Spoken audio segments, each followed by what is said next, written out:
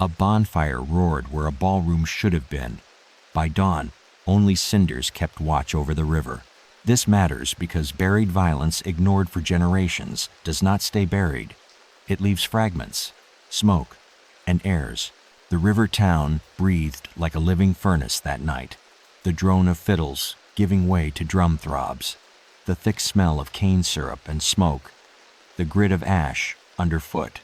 On the ridge above the Mississippi at Natchez, just past midnight in late summer of 1840-something, a private jubilee had been permitted for the enslaved, a midnight festival, the kind masters allowed when harvests were fat and appearances needed tending. Lanterns swung from live oaks like low-hung moons. Fire pits the size of wagon wheels glowed along the packed dirt yard between the great house and the gin. Laughter rose, then fell, clipped short by something invisible but rehearsed. Beyond the music, the dogs in the kennels refused to bark. The stakes were stacked in cordwood that evening, a household that believed itself eternal, 40-some human beings who knew time differently, and a country that measured order by how quietly its kitchens worked. No one counted what a midnight could hold. The ground itself recorded a change first. Boot prints and bare heels made intersecting loops around 3 shallow pits. Recently widened, their rims wet with rendered tallow from a hog roast staged the evening before. In the smoke, cedar and pecan turned sweet, masking other scents. A feed shed door stood open, and inside, the iron implements of a plantation branding, irons, cleavers, augers, waited like sleeping tools, innocent, until context woke them. A brass clock in the parlor told 12, once, twice, 3 times its spring miswound, its minutes stubborn. On the 3rd toll, the music ceased. The first scream never arrived. For years, the story would be told as madness. It was not madness. It was logistics. A watch kept, a key lifted, a timetable marked against the moon's climb. The household ledger listed 47 enslaved people on July 1st. The cotton to be pressed, the meat to be salted, candles to be dipped. But in the margins of such ledgers, another accounting lived. Names of stolen kin, distances walked in chains, nights of hunger, counted in ribs relief. Tonight, the 2 ledgers met. A document survived in a courthouse box, mildewed and brittle, stamped with the Adams County seal. Its lines, 3 to be exact, still cast an outline. File note, Natchez District, August 19, 1840. Arrived at daybreak to grounds of the Beaumont estate. Ashes present in 3 pits. Odor of burned flesh, unmistakable. Militia called. Addendum, same hand. No bodies intact. Silver missing from sideboard. Pantry scrubbed with lye. Final line. Different ink. Servants scattered or silent. Across the yard, coals slumped and then flared as wind lifted, exhaling spice and fat. In the great house, the dining room table bore a single intact object, a pastry shell cooling on its tin, untouched, its fluted edges pressed by patient thumbs earlier that afternoon. The pastry told what the room refused to tell. The house had been prepared for celebration, a birthday, an anniversary, a harvest pledge. Green glass goblets glittered on the sideboard, catching what little lamplight survived. A bone-handled carving set rested in its velvet. In the hallway, a child's hoop lay against the wainscoting as if set down to listen. Outside, the festival had proceeded as promised. Drums, clapping, the call of hands to hips and shoulders. A precise rhythm shifted. The circle closed tighter. The fire pits breathed high. A ladle lifted. A shadow moved where it had no right to move. Some remembered the taste of molasses. Others remembered the taste of metal when fear rises in the mouth. The first sign was not a cry, but a chair dragging across boards. The second was a thud against a door. The third was silence that thickened into decision. Tools left their hooks. Knots found their ends. Ash carried what voices could not afford. The Mississippi ran dark and steady below, indifferent, as always. Barges creaked. A pilot cursed the sandbars under his breath. A bell on a downriver steamer marked 2 o'clock. In that hour, the estate perimeter held like a drum skin. At the lane, a pair of lanterns faced outward, as if the night were an audience.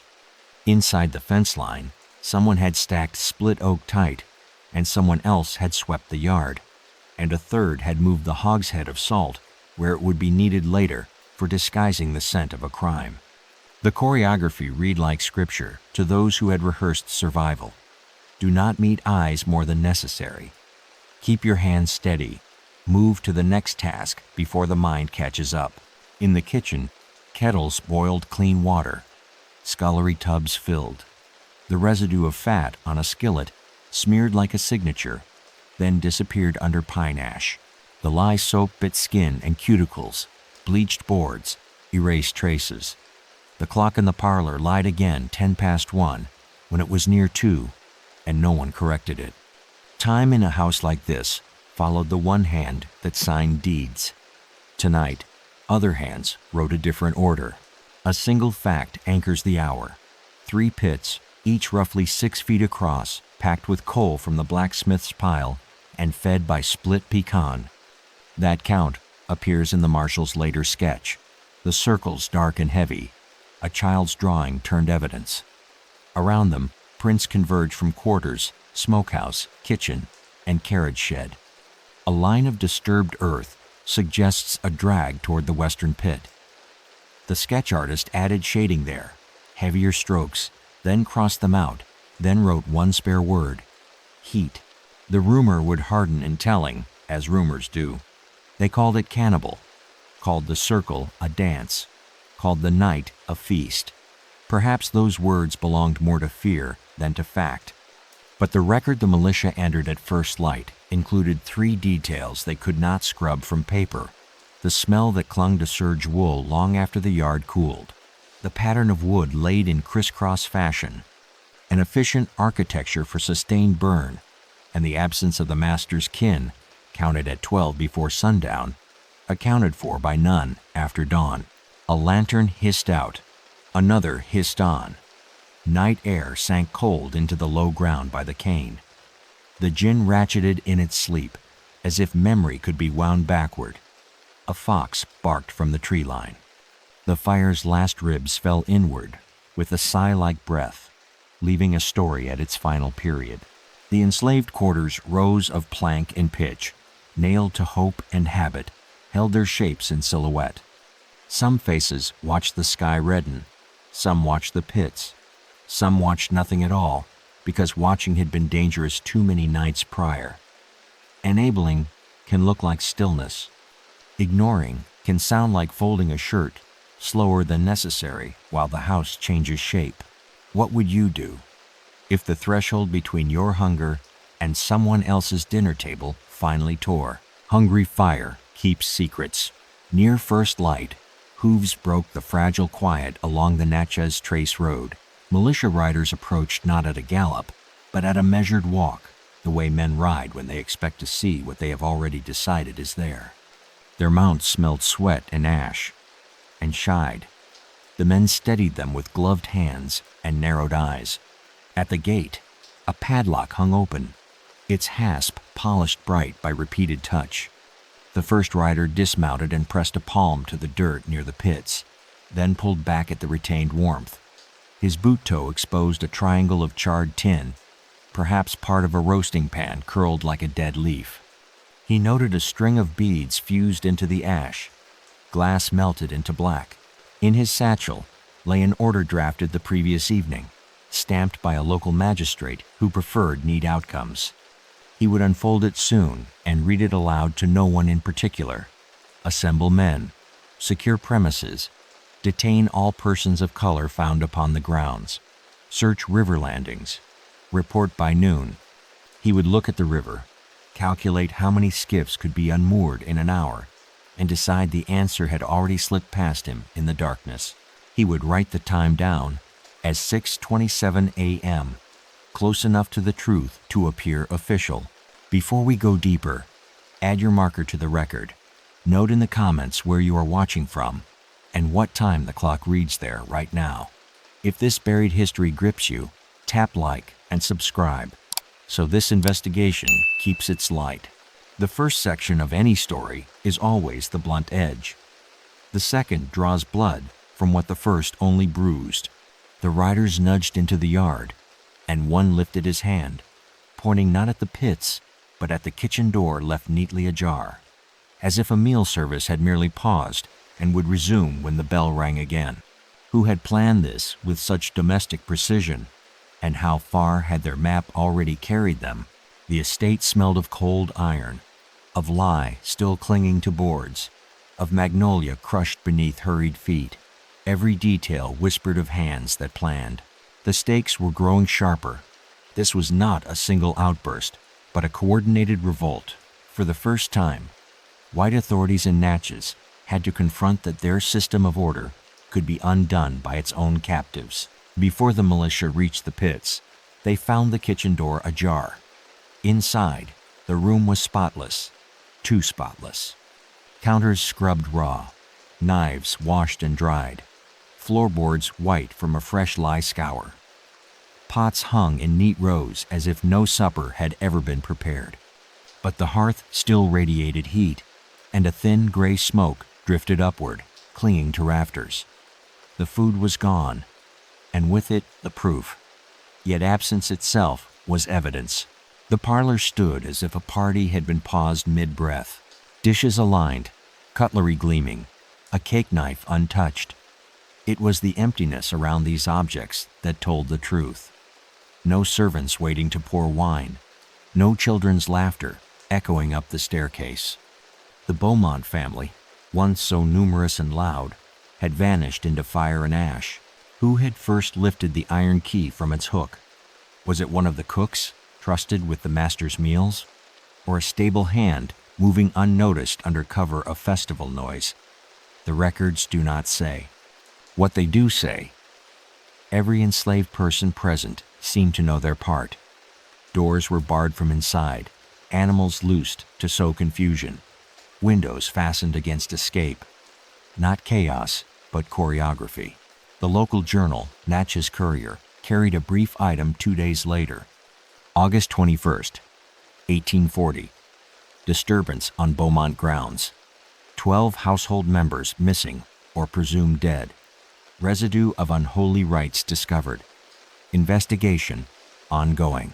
Unholy rites. The phrase became shorthand, repeated in taverns and parlors, a way of naming what terrified without speaking it plain. Because if enslaved hands could conspire not only to strike but to erase, then where else might silence hide? Among the militia, whispers spread that the festival drums had been signals, not music. Each beat a code, each circle dance a tactic. One rider swore he saw footprints leading away from the pits toward the cane fields, too many to belong to just the household servants. Had field hands joined? Had they marched together downriver? Or were those tracks planted to confuse?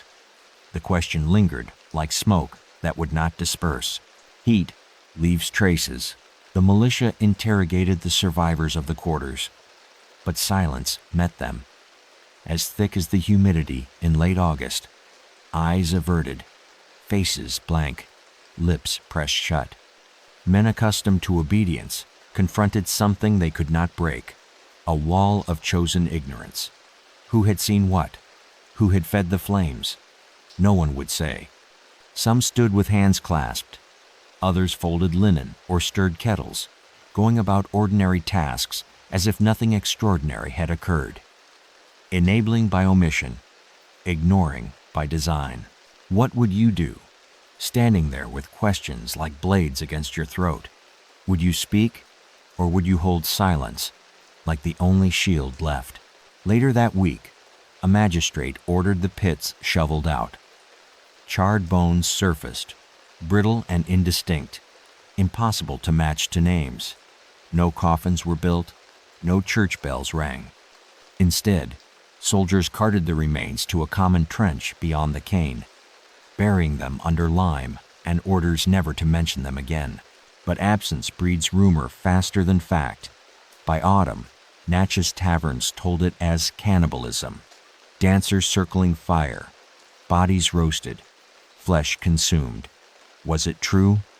Or did white imagination add horror to explain humiliation? The certainty lay only in the ashes, and the ashes refused to answer. By winter, the estate was abandoned, shutters nailed, the fields left unpicked. Travelers along the trace avoided the lane, claiming the smell lingered even months later. Burnt meat? One ferryman muttered. And something worse, the militia never found the missing silver, nor the family ledgers, nor the small lockbox Judge Beaumont kept in his study. Those vanished with the vanished. The silence held, yet silence could not stop fear. In plantations up and down the river, doors were double-bolted, festivals canceled, drums banned. Kitchens became watched spaces. Servants were made to taste every dish before it left their hands. Even laughter sounded suspicious.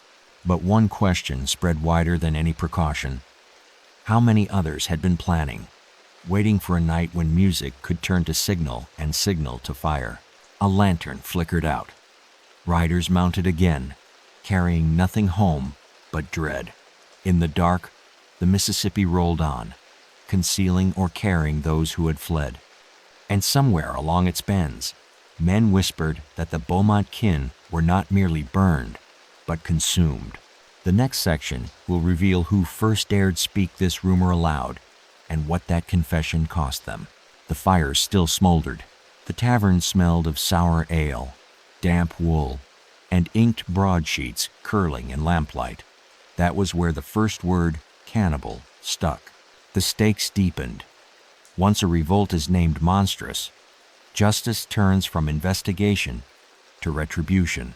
Truth no longer matters, only punishment. By early September of 1840, Natchez merchants gathered in their favored house on Main Street, mugs slamming against scarred wood tables. They spoke of cotton prices, of the river running high, but the talk always bent back toward Beaumont's plantation. A trader from Port Gibson swore he had seen melted bones in the pits. A ferryman insisted the smell was human, not hog. A visiting preacher declared it Satan's work. Each retelling made the story darker, until one man, voice thick with whiskey, spat the word aloud. Cannibals. Amen. It spread like spilled ink. By morning, the Natchez Courier printed a column under the headline, Feast of the Slave Demons. No proof, no evidence, only suggestion, wrapped as certainty.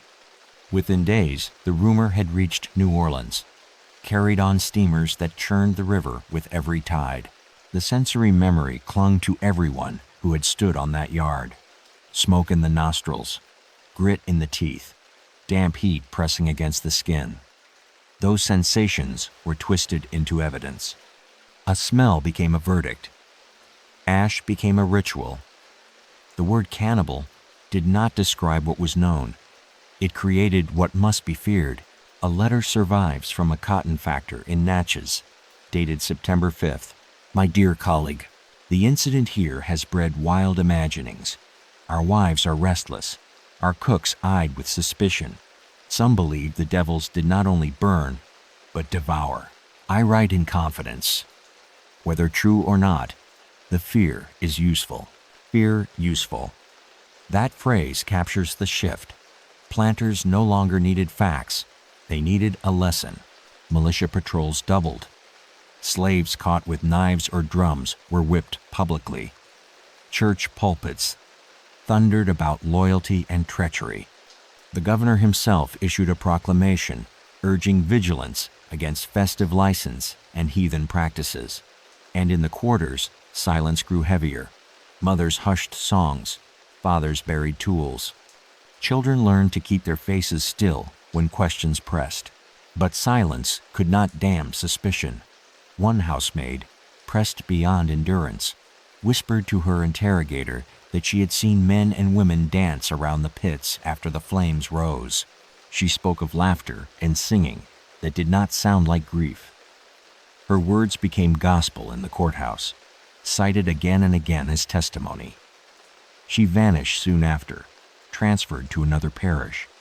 Whether by choice or coercion, no one knew. Fire breeds rumor. The rhetoric hardened. If the enslaved could feast on their masters, what restraint held them from any violence? That was how the argument ran in drawing rooms.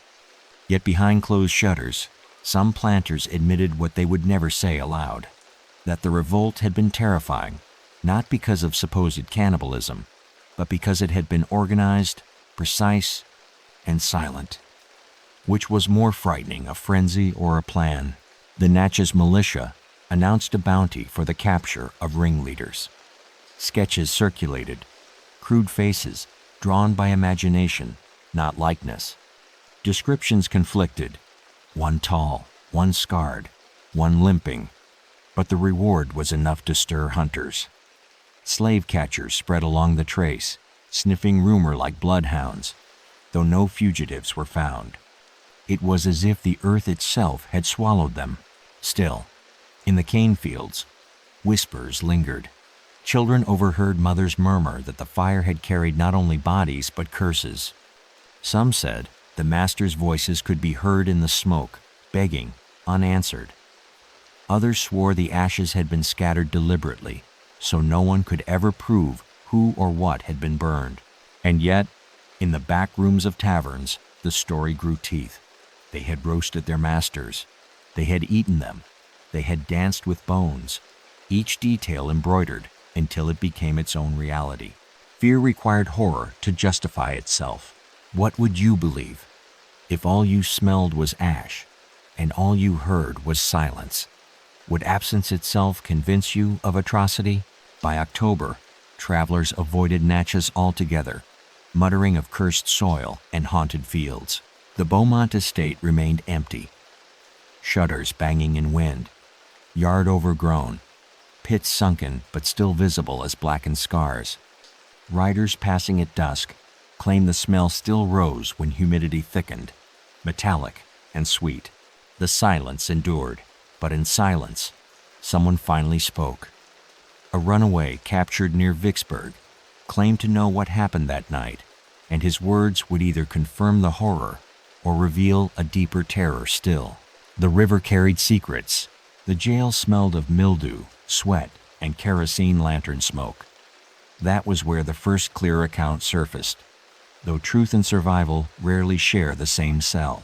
The stakes turned personal now. A single voice could tilt history toward justice or toward the gallows. In late October of 1840, a patrol near Vicksburg seized a man wandering along the trace with no pass papers. He was thin, barefoot, his hair matted, his eyes alert despite exhaustion. Brought before the county jailer, he gave only one name, Elias. They chained him in a narrow cell, rough boards for walls, straw that stank of old urine underfoot. Elias was offered a choice familiar in those days, silence and whipping, or speech and the chance, however faint, of survival. After a night of groans echoing down the corridor, he spoke. His words reached the magistrate by way of the sheriff's hurried hand. I seen the fire rise. I seen the circle form. I heard the drum stop. Then we was in it. Those lines, copied into a county ledger, are all that survive in ink. But testimony spread by word of mouth, embroidered at each retelling. According to Elias, the revolt was planned for weeks, hidden beneath the cover of a harvest festival. The cookhouse had become a council chamber. Messages passed in baskets of cornmeal, in hymns sung slower than usual, in glances exchanged by candlelight. The night was chosen for its moon nearly full, bright enough to see without lanterns, yet still a shield for shadows. He described how doors were barred from inside, how the children of the Beaumonts were carried quietly to the parlor before the fire rose outside, how no cries were allowed until the drums drowned them. The pits, he said, had been dug 2 days earlier under pretense of hog slaughter. Into them went not hogs, but people.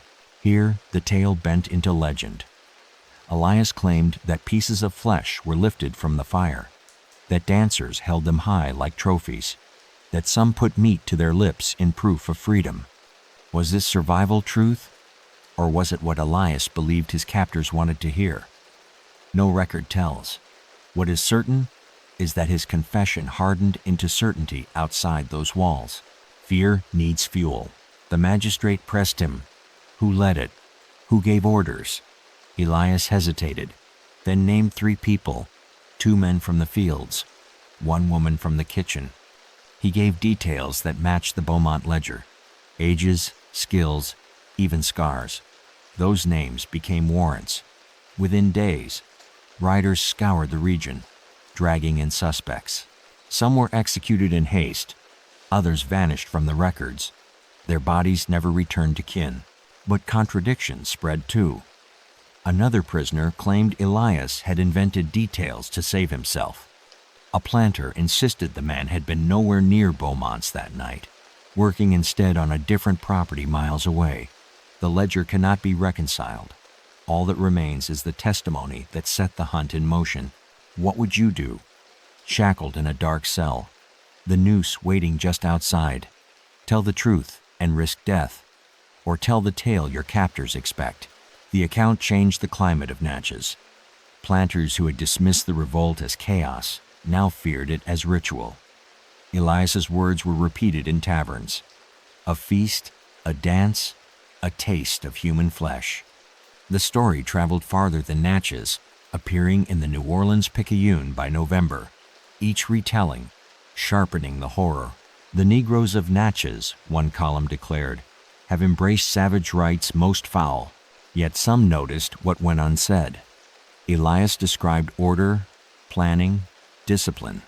That was the true terror. Cannibalism might be rumor. Organization was fact. By winter, the Beaumont estate was patrolled night and day.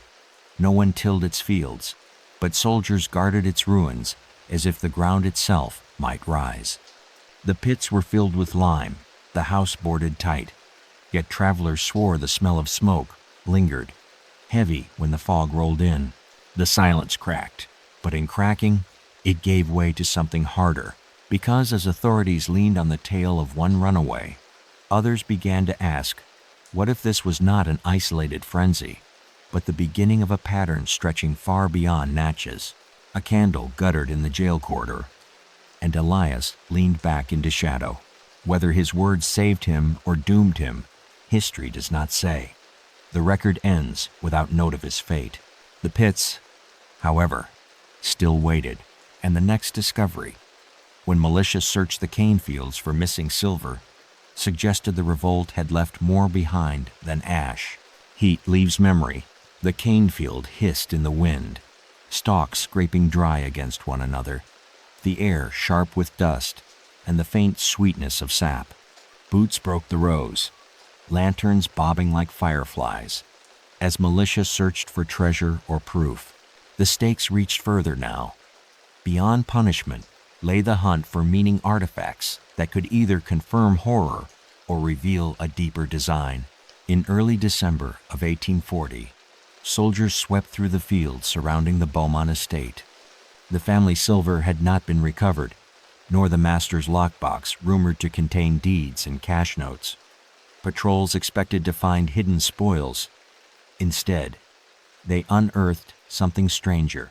Half buried between 2 rows of cane lay a circle of stones, carefully arranged, ash still clinging to their centers.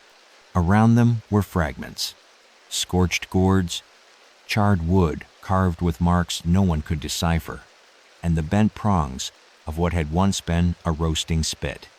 When pried from the soil, the stones carried a scent, not of food, but of lye and smoke. The report submitted to the county magistrate reads, December 6, 1840, excavation in Cane Rows uncovered implements of profane ceremony, objects destroyed by order of Captain Gaines. Yet not all was destroyed.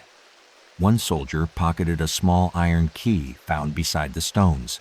It bore the crest of Beaumont's study, a reminder that revolt and theft walked hand in hand. When he later sold the key to a trader, the rumor of hidden documents swelled again. Heat holds memory. The discovery of the circle fueled the growing legend. Planters declared it proof of heathen rites. Ministers thundered that African superstitions had survived Christian baptism, waiting only for fire to reveal themselves. In drawing rooms, whispers claimed the symbols carved into wood were maps, guides to safe houses, rivers, and hiding places. If true, it meant the revolt was not an ending, but a beginning. In the quarters of neighboring estates, enslaved families heard the news with quiet attention. Some prayed louder, as if devotion might mask suspicion. Others kept silent, eyes fixed on the ground, letting white imagination build its own monsters. To survive, they had to let the rumor live. Because the more their captors feared hidden rites, the less they looked for real weapons, words, maps, memory. What would you do if the only power left to you was rumor itself? Would you correct it, or would you let fear do your work? By January, fear had remade Natchez. No festivals were permitted. Fire pits were forbidden. Drums silenced. Gatherings split into smaller, watchful groups. Children were told never to sing outside church walls. Kitchens became guarded spaces. Cooks forced to eat from each dish before serving. But the cane rose still whispered when the wind passed through. Some said the circle reappeared, stones rearranged by unseen hands after the militia cleared them. Others swore a glow lingered in the soil at night, faint as embers refusing to die. Travelers reported a stronger stench near the estate, especially when the air grew wet with rain.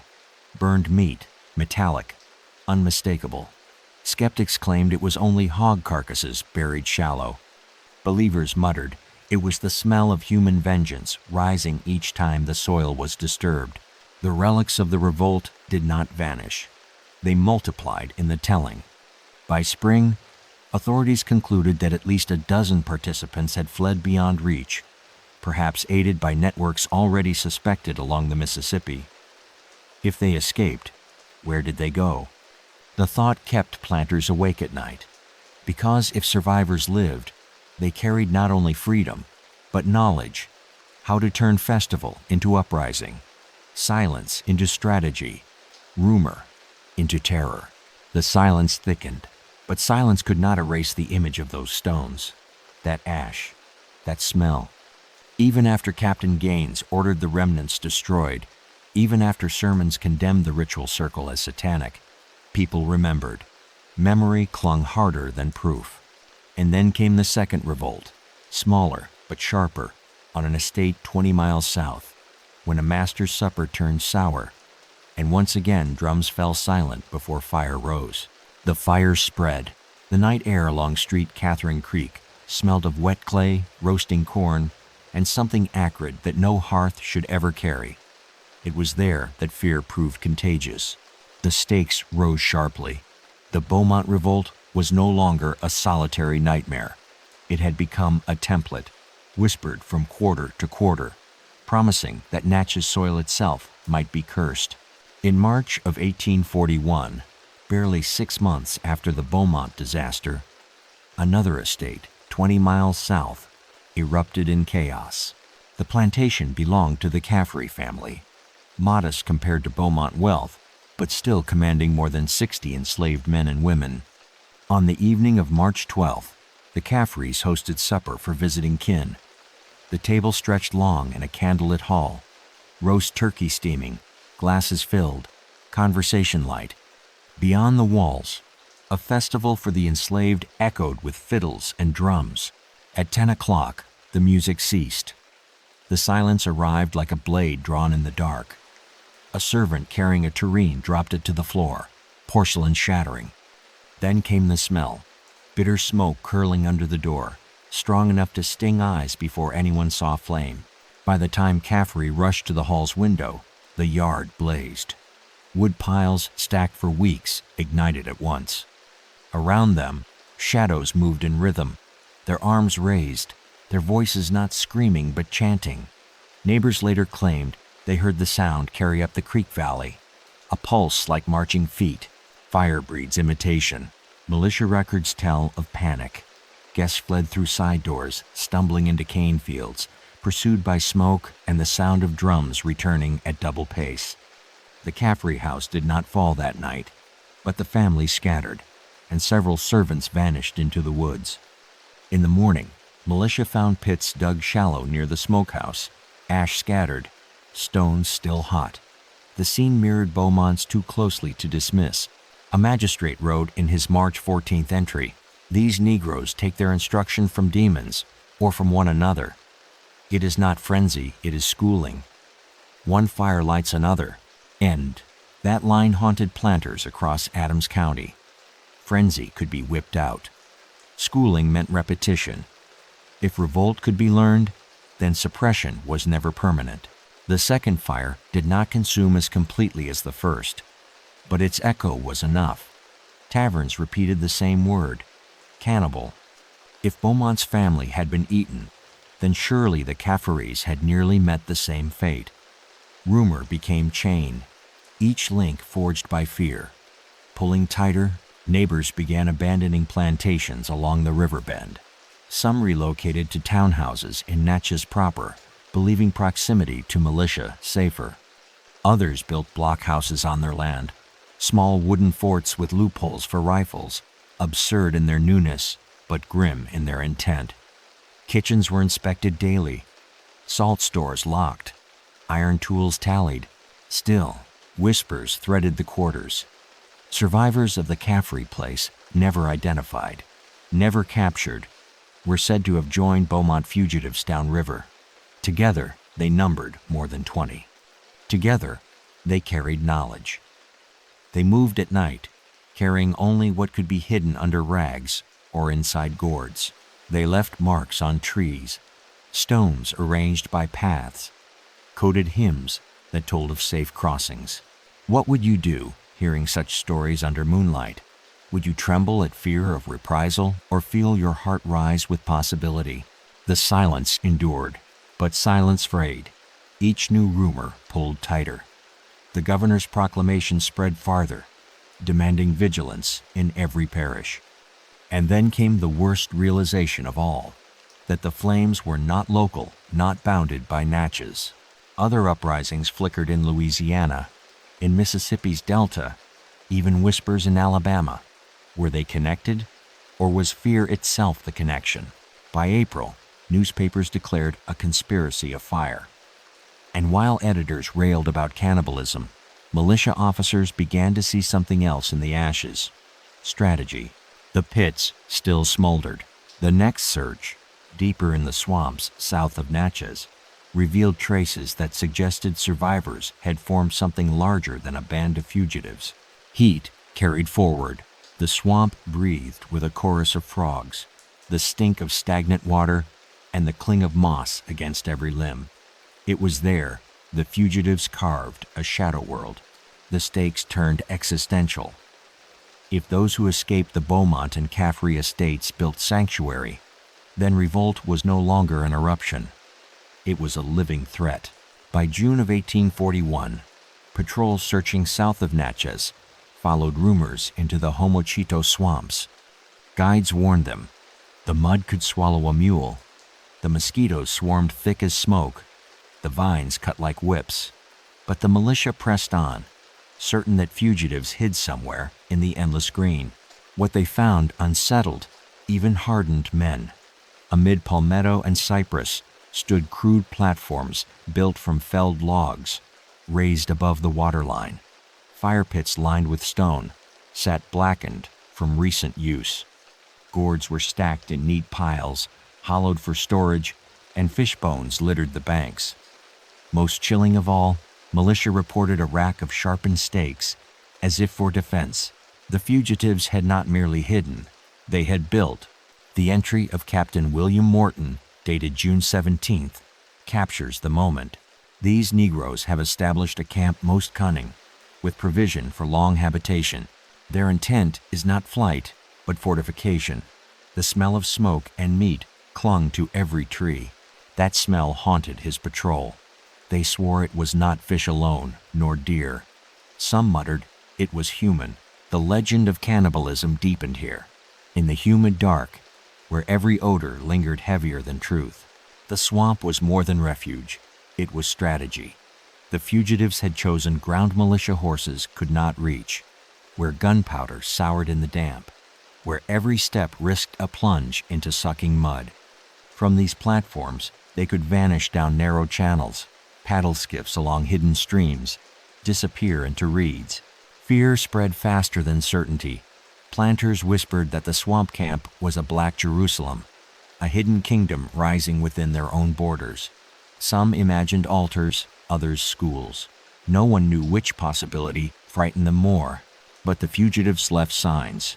Trees marked with cuts like arrows, stones stacked 3 high at trailheads, songs drifting on night air low, mournful, threaded with coded words. Listeners who did not know the tongue heard only lament. Those who knew heard direction. The underground grew louder. What would you do? Stumbling into that swamp camp at dusk? Would you see survival, or would you believe the tales of fire and flesh? The silence thinned, because once the militia discovered traces of that refuge, they swore vengeance. Patrols widened. Bounties increased. Suspicion turned to fury. Every cookhouse was searched, every festival banned, every quarter watched. But the fugitives were never captured in full. Some melted farther south toward Louisiana. Others vanished upriver. A few were rumored to cross all the way into free territory. The swamp remembered them. Travelers swore they heard drumming at night, though no fire was seen. Hunters claimed to find bones arranged in circles. A ferryman spoke of a raft gliding past at midnight, rowed by figures who never raised their heads. By August, the newspapers declared it a conspiracy, a war fought in silence and fire. The word cannibal became shorthand for all revolt, whether or not flesh had ever been eaten. The silence cracked, and then came the legend that changed everything. That one of the Beaumont daughters had survived, hidden in the swamp for weeks, only to emerge half-mad, whispering what she had seen in the pits. The river carried her words. The asylum smelled of vinegar disinfectant, straw bedding, and candle wax that never seemed to burn away. Behind its iron doors, a whispering survivor gave the legend its cruelest edge. The stakes sharpened into myth. If even one Beaumont child lived to tell, then the story of the cannibal fire was no longer rumor, it was testimony. In October of 1841, a planter's nephew delivered a frail girl to the Natchez asylum. She was said to be 14, identified as Clara Beaumont, though her clothes were rags, her hair shorn, uneven, her eyes darting as if every shadow carried fire. Records show she had been discovered by a hunter in the Homochitto swamps, barefoot, bleeding from thorns, muttering half-coherent words. Witnesses claimed her first phrase, repeated over and over, was the meat, the meat. The asylum's physician, Dr. Robert Quinn, kept notes in a hand tight and precise. October 23rd. Subject exhibits tremors, aversion to smoke, compulsive muttering of phrases. When pressed about family, repeats, burned, eaten, circle of stones. Lashes out when questioned further. Those words escaped the asylum walls, carried by attendants who whispered in taverns. Soon they became proof for everything the militia and planters already believed. Clara's fragments of memory, whether dream, hallucination, or truth, were held up as eyewitness testimony. The legend hardened. The Beaumonts had been roasted, consumed, their child forced to watch before she fled into the swamp. Heat became horror, yet contradictions lingered.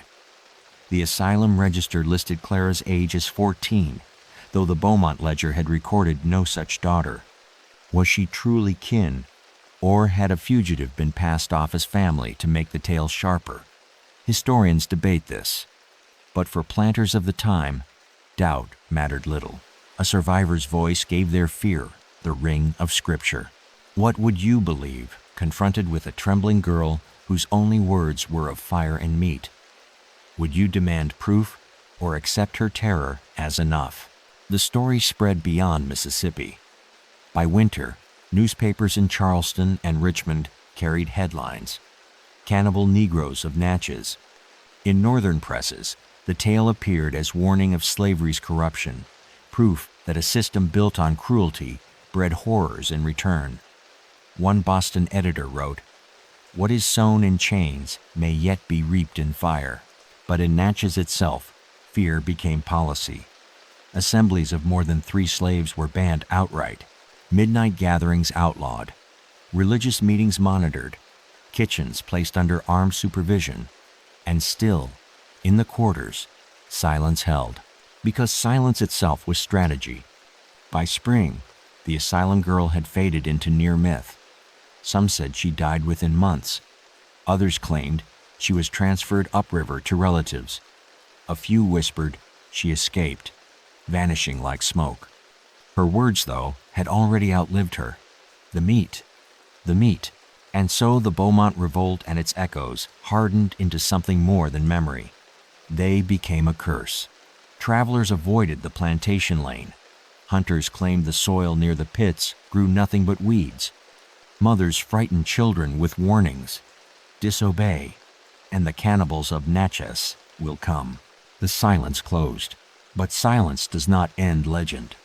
Even now, some say that on humid nights, when the fog lies low on the Mississippi, you can smell it still, the mix of magnolia, ash, and something fouler drifting from fields where no fires burn. The fire keeps speaking. The Mississippi at dawn smelled of river mud, steamboat coal, and dew-soaked cane. Its surface shimmered like hammered metal, carrying away every secret the soil refused to hold. That was where the Beaumont legend stopped being history and became curse. The stakes reached the present. What happens when atrocity cannot be proven but will not die? It seeps into memory, reshaping a place forever. By the late 1840s, the Natchez Uprising had already become folklore. Preachers used it as sermon fuel, declaring the flames proof that slavery's natural order must be policed with iron vigilance. Storytellers in taverns inflated the details until they barely resembled truth. Dancers gnawing bones, children howling, a feast that mocked supper itself. Northern abolitionists reprinted the tale as indictment, proof that bondage could only breed vengeance. Southern editors wielded it as justification for harsher control. The revolt became a mirror, each side seeing what it wanted. The fields themselves bore scars. Travelers swore no cotton grew properly on Beaumont land after 1840. Rows sprouted thin, stalks stunted, as if the soil had soured. Laborers avoided the place, muttering about voices in the fog, firelight seen between trees, an odor of scorched flesh that clung whenever the air grew heavy with rain. A few brave hunters swore they saw footprints in the abandoned yard, bare, wide, leading nowhere. Silence held, but memory worked harder. By 1850, guidebooks to Mississippi warned strangers not to travel alone past the old Beaumont lane. Stage drivers hurried their teams along the trace, crossing themselves when lanterns guttered near the swamp. River pilots told passengers to hold their breath at that bend in the water, lest the smell of ash cling to their lungs. Even as plantations rose elsewhere, Beaumont's land remained abandoned, shutters sagging, vines climbing over the charred pits. What would you do, standing in those ruins with only the wind-stirring magnolia leaves? Would you call it history, or feel the heat still rising? The legend evolved with each retelling. Some claimed the fugitives founded a hidden settlement deep in the swamps, surviving for decades beyond reach. Others swore they joined the Underground Railroad. Their knowledge of fire and silence carried northward. A few insisted they lingered as ghosts, circling the pits each August night, their songs rattling shutters in Natchez town. Heat leaves echoes. By the 20th century, the story was told less in courtrooms and pulpits than in whispers old men on porches, mothers warning children not to wander. The phrase "Cannibals of Natchez" entered folklore collections, a name as enduring as any battle or storm. Scholars debate it still. Was there truly flesh consumed, Or was it white imagination grafted onto rebellion to make it monstrous enough to comprehend? The silence offers no answer. Today, locals claim that on the anniversary of the Beaumont fire, dogs refuse to approach the lane. Some say dew on the grass turns crimson. Others hear the faint throb of drums in the night air, though no hand strikes them. Guides who lead tourists into Natchez cemeteries speak quietly of the Beaumont plot, then fall silent, as if words themselves might rouse something best left sleeping. The fire still breathes. And so the story of the Cannibal Family of Natchez survives not in court records, not in neat ledgers, but in the dread that lingers like smoke. It is history and myth braided so tightly they cannot be separated. 12 lives ended, perhaps consumed, perhaps only burned. Dozens vanished into swamp and rumor, and a city learned that silence can be louder than any scream. We're only scratching the surface. The next case is even darker. Subscribe before it drops.